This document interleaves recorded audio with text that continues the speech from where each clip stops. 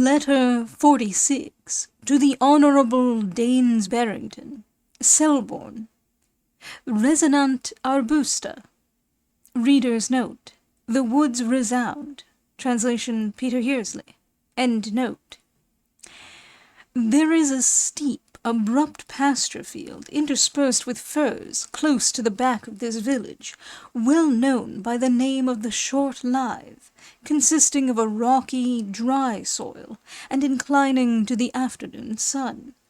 This spot abounds with the Gryllus campestris, or field cricket, which, though frequent in these parts, is by no means a common insect in many other counties.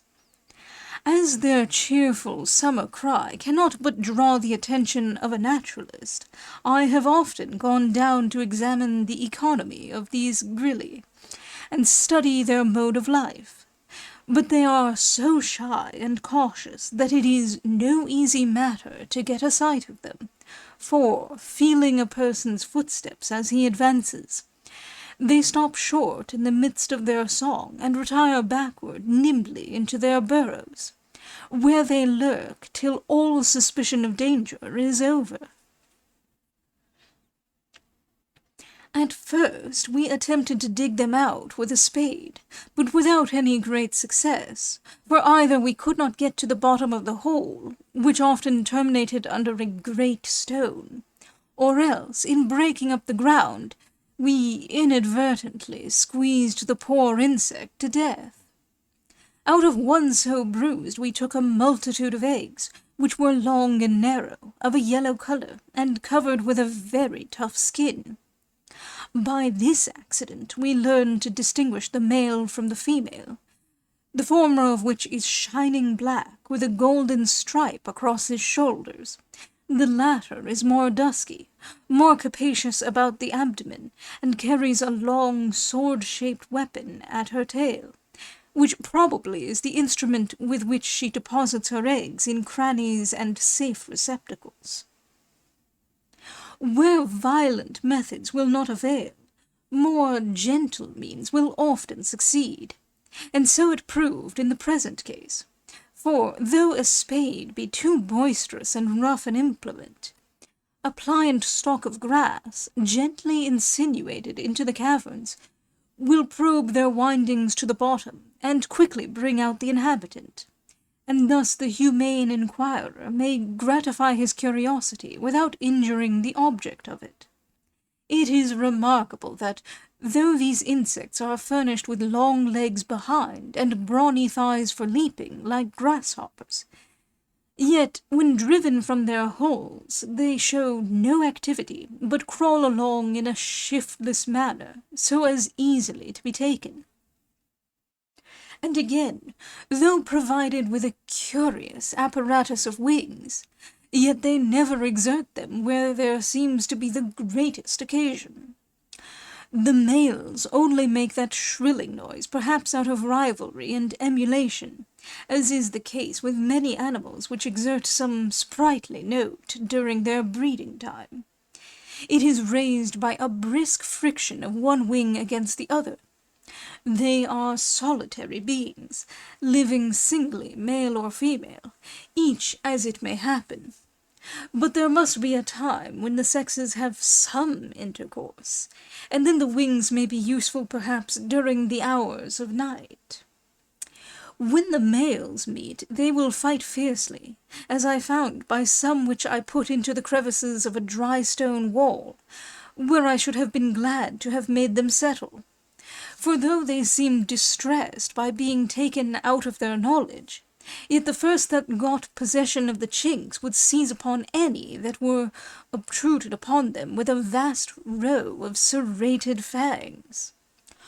With their strong jaws, toothed like the shears of a lobster's claws, they perforate and round their curious regular cells, having no fore-claws to dig, like the mole cricket.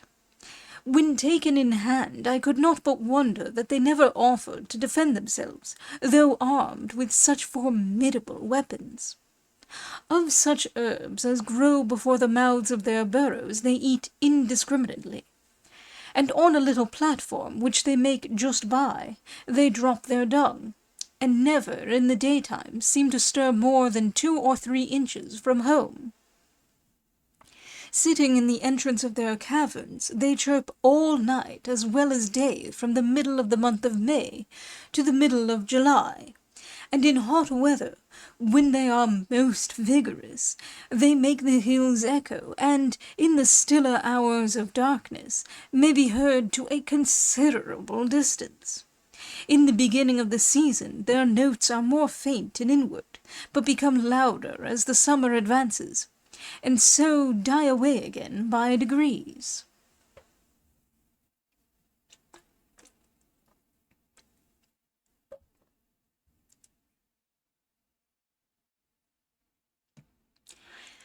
Sounds do not always give us pleasure according to their sweetness and melody, nor do harsh sounds always displease.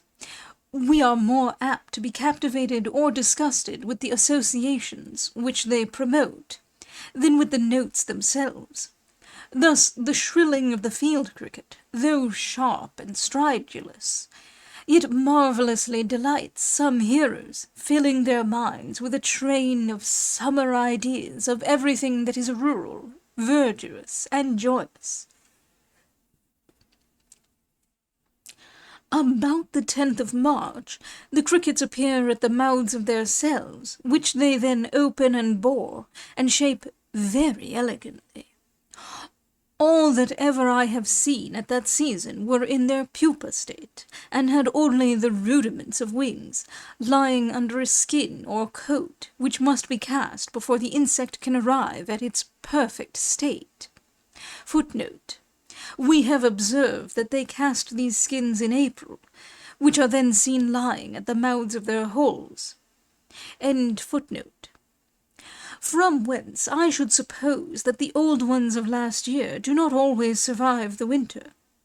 In August their holes begin to be obliterated, and the insects are seen no more till spring. Not many summers ago I endeavoured to transplant a colony to the terrace in my garden by boring deep holes in the sloping turf. The new inhabitants stayed some time, and fed and sung, but wandered away by degrees, and were heard at a farther distance every morning, so that it appears that on this emergency they made use of their wings in attempting to return to the spot from which they were taken. One of these crickets, when confined in a paper cage and set in the sun, and supplied with plants moistened with water, will feed and thrive, and become so merry and loud as to be irksome in the same room where a person is sitting.